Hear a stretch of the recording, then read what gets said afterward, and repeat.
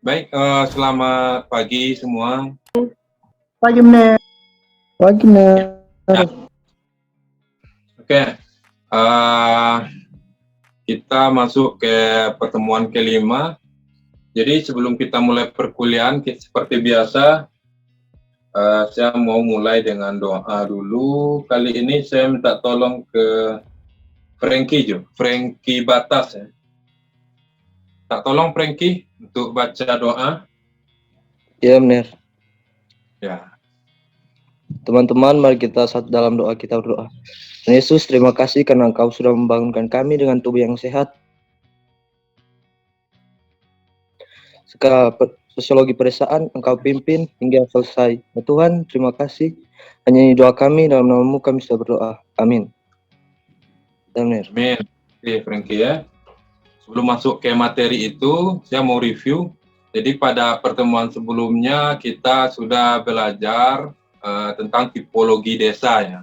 Dan saya beri tugas itu tipologi desa berdasarkan perkembangannya yang ada desa swadaya, swakarya, swasembada. Mau coba cek. Yang saya lihat itu banyak yang melebihi arahan dari tugas. Saya cuma arahkan untuk mengklasifikasikan desa Ngoni itu masuk ke desa yang mana, yang swadaya kah, swakarya kah, atau swasembada. Ternyata banyak juga yang buat yang lainnya di luar dari yang tiga itu. Ini Selti ya, saya ambil. Nah, kalau Selti dia sudah sesuai ya, dia sesuai dengan arahan, dia cuman mengelompokkan desanya itu masuk ke desa yang mana. Di sini dia bilang desanya itu termasuk ke desa swasembada ya.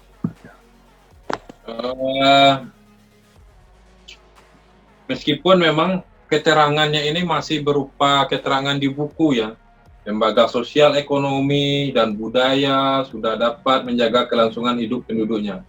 Saya yakin ini adalah bahasa di buku, bukan bahasanya sendiri ya. Desanya dekat dengan kota. Nah, kalau lebih bagus begini bahasanya, desanya dekat dengan kota, jalan raya yang sudah bagus, ya. Karena dia ketahuan itu. Kendaraan semakin meningkat, jaringan sudah lebih baik, ada rumah sakit. Ya, jadi boleh ya, apakah ada rumah sakit atau minimal misalnya puskesmas sudah banyak, dan lain sebagainya. Pokoknya sudah lebih maju lah, sudah mendekati perkotaan. Diana ya, ini Diana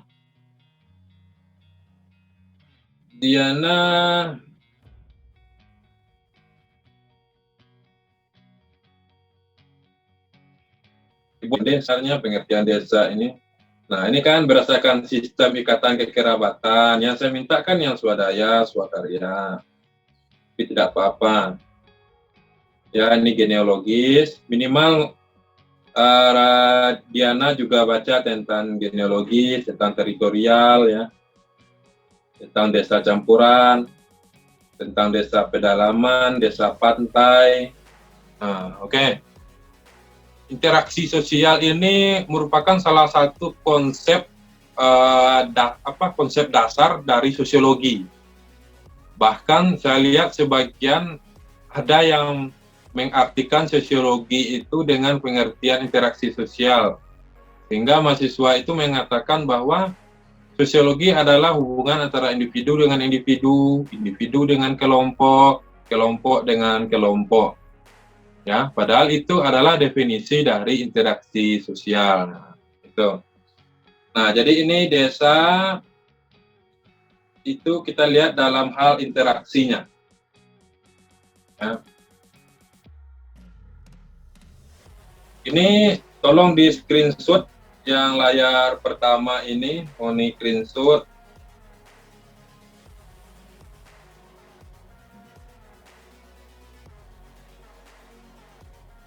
Nah, ini sudah penuh tuh. Nah, itu. Ini sangat penting, bagan ini Bisa juga nanti ngoni kalau mau penelitian menggunakan teori interaksi sosial. Misalnya ada kemarin mahasiswa yang buat interaksi mahasiswa Muslim dengan mahasiswa non-Muslim di Unima. Interaksi pembeli dengan pedagang di pasar Tondano.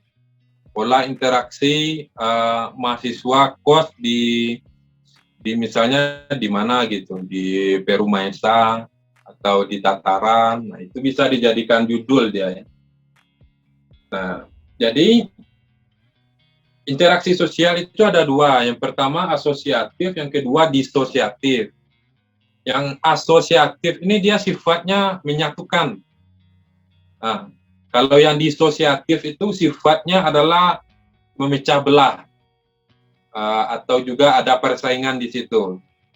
Nah, contoh asosiatif adalah kerjasama, akomodasi, asimilasi, dan akulturasi.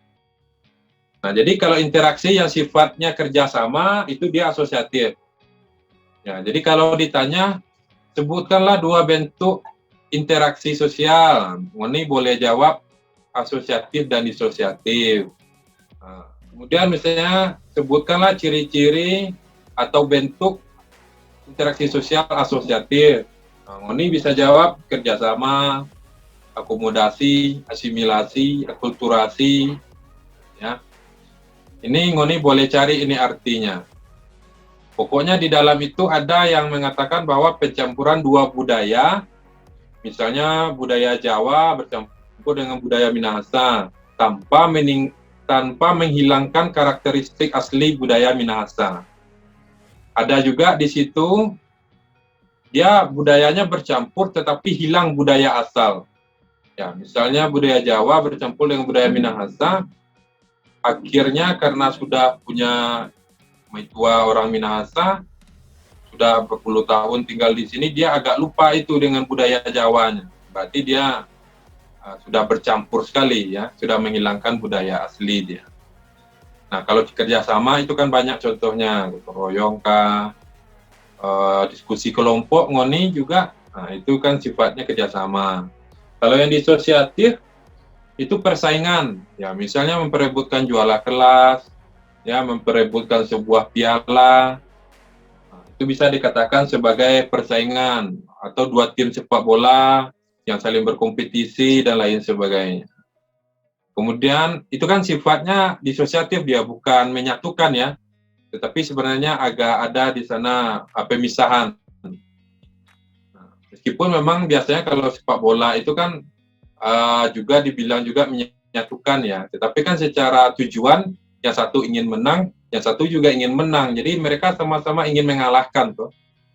Kemudian kontroversi ya, kontroversi ini maksudnya ada orang yang membuat kontroversi ya, misalnya ada tiktokers yang bicara-bicara kasar terus kontennya ya, ada yang menghina.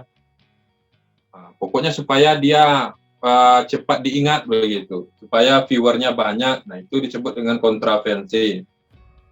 Kalau konflik jelas ya, ada konflik antara karyawan dengan pihak perusahaan, ada konflik tanah, ada konflik ras ya, ras kulit hitam dengan kulit putih misalnya. Ada juga konflik agama ya, yang masih membeda-bedakan agama ya, menganggap itu sebagai perbedaan yang harus dijadikan perdebatan ya. Harusnya kan tidak, karena kita harus mendukung keberagaman toh. Nah itu. Kemudian Ngoni baca Jo ini nanti minggu depan saya akan tanya beberapa orang, tidak dijadikan tugas, cukup baca saja tentang akomodasi, asimilasi, akulturasi, kontravensi, semua ini, asosiatif, disosiatif ini. Nanti minggu depan saya akan awali dengan menanyakan ini lagi. Dan saya akan lanjutkan nanti penjelasannya dengan materi yang lain. Benar. Ya, oke. Itu ya, saya pikir itu untuk pertemuan hari ini. Mudah-mudahan Ngoni mendapatkan beberapa hal dari pertemuan ini. Intinya jangan lagi sosiologi itu diartikan sebagai interaksi sosial saja ya. Interaksi sosial ya itu artinya hubungan antara individu dengan individu, individu dengan kelompok, kelompok dengan kelompok. Nah, sosiologi dia lebih umum lagi dia dibandingkan interaksi sosial. Dan Ngoni harus banyak-banyak membaca tentang konsep-konsep dasar sosiologi. Nah, itu ya. Terima kasih Ngoni sudah hadir temuan kali ini.